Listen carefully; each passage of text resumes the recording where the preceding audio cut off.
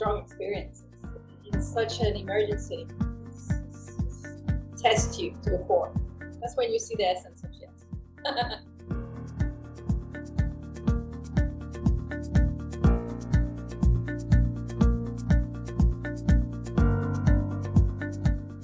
We found a report from Mikhail Mimishvili on that about your intervention, voluntary work during a series of earthquakes in Puerto Rico a few years back. You would tell us a bit more about that so we can get the feel of it? Well, that was actually January 2020. And it was in the southwest of the island. You know, Puerto Rico is like a rectangle, you know. So it was the southwest, and I'm on the way up northeast where San Juan is the capital.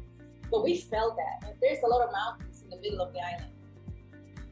Once the roads opened, the whole island stood up. When I mean the whole island, I mean the whole island.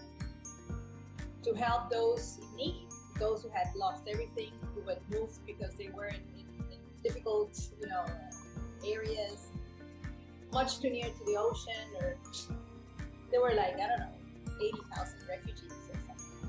So the whole island stood up and started bringing. Oh, you can imagine, there were caravans of cars, full, trucks, little cars, big cars.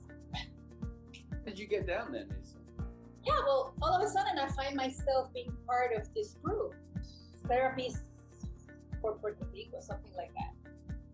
Organize themselves to go down there and help, you know, give whatever they could, other than bring supplies, but bring well-being. So how did you guys set up down there? Did you have tents or something? Yeah, I have a big cart, and some of the others had also, so carts and carts, and we put all that together. And through the WhatsApp group, we would say, okay, we're going to the Peñuelas refugee camp. That's or we're going to whatever, or this place, and they would say, okay, I'll join you or join you. So a whole bunch of different groups going down. So how long was this going on for? Was it like a couple months or something? Yeah, it was from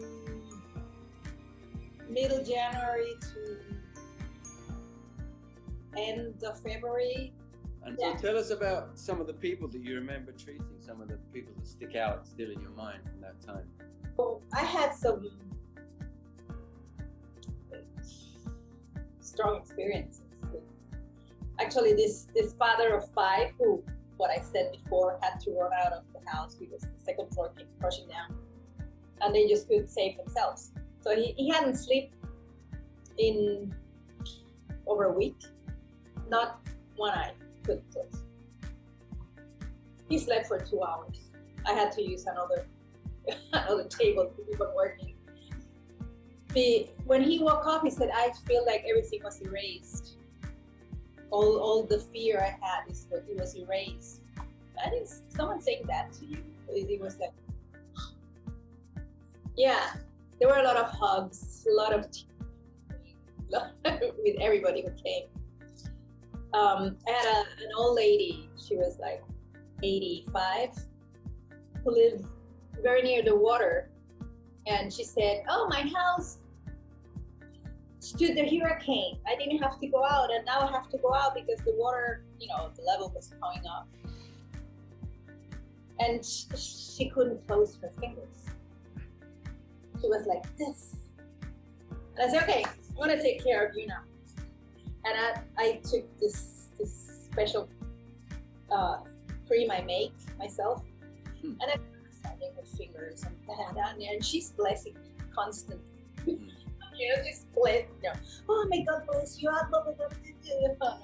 Okay, hold on a second. I cannot work with you like this. And I'm, you know, down. I'm full of cream, and she's okay. Let's try those hands now. And she's, oh my God. You know, those very little things that make your heart explode. I had a couple. He came. His wife was what, 6 months pregnant, and you could see he was exhausted because they have to move. The building where they live was all cracked, so they took them out. Said, you have to get out. This is everybody. And he was very, very afraid for her, for the baby. So you have to give her a session. I want you to do it. What about you? No, forget about me. You have to, the baby. And he was really incoherent when he was talking because he was so afraid that the baby would get, all those emotions and get nervous. He was exhausting but incredibly rewarding. You can't imagine how rewarding that was. So the third time we went, I worked more with the National Guard soldiers. Okay. And all the people that were working in the administration from the camp. Yeah. Because they were out. They were so tired. Sure. And I always ask him, how's been your experience? This is what soldier said. Well, I'm very sad that all the kids are going now. The meeting was full, and people started finding, going to either family or going out of the island. And there were all these little kids running after him and asking all kind of questions. And not there anymore. So it was like, he thought it was really sad for him to have that. I had some special police that came from the States, and this one officer came and said, can you give me fast massage? I don't want them to see me. Because he could get in trouble. He should be, patrolling around. The policeman and But he said, okay, my back, my lower back, I can stand my lower back. What can you do in 15 minutes? I said, okay, I'll try my best, So I gave him some stretches. Told him how to stretch himself so you could release pain. Excellent. Yeah. So there was so much to do. What really hit me really, really hard was I had seen this guy walking around with a walker. It was obese, really, really, really, really heavy. His legs were really swollen, and I was trying to avoid him. I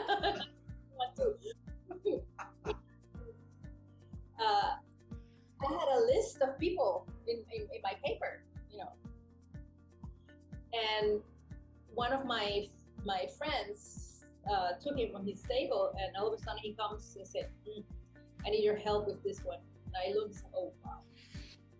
So yeah, but it was, he had lost everything. His house went down. His legs were violent. He was not walking enough. There was so much edema there. It was really, oh my goodness. So I cracked. I had to go away and shed some tears and come back. Because he started crying. The first time he could release after a month, he started crying and I started crying too. You have to let it out too. Because you cannot play the strong one all the time. You have to let it out. So I purified and then I came back. And with the level of anxiety was so high. They were, you would touch them and feel like, it was impressive. It was really impressive. And I had to go back to a course I did with Diego Sanchez. 2008. I was in Switzerland still. Which was Shiatsu in emergency situations. To really focus and go to the point that you have to go. And everything else. So it was amazing how God prepares you. You know, at that moment, I would have never thought I would ever use that in this kind of work. So, yeah. Great job, Nilsa. Yeah, it was I would, yeah, you think I want to work like this my whole life. It's strenuous for your emotions, but what you get back is just so amazing. You can give sessions, and that's great. That's wonderful. You know, help the people, but when you're able to react, forget everything else, and that I'm here, you know, in such an emergency, it's just test you to the core. Maybe that's what Zen Shiatsu is. Yeah, that's where you find the essence of Shiatsu. And you can just go with one touch and make a release. Yeah. It's yeah. That's when you see the essence of Shiatsu. Fantastic. Well, Nilsa, thanks for this beautiful testimony. I'm sure people all around the world are going to be benefiting from this in the years to come. Yeah. Thanks for everything you do. Yeah.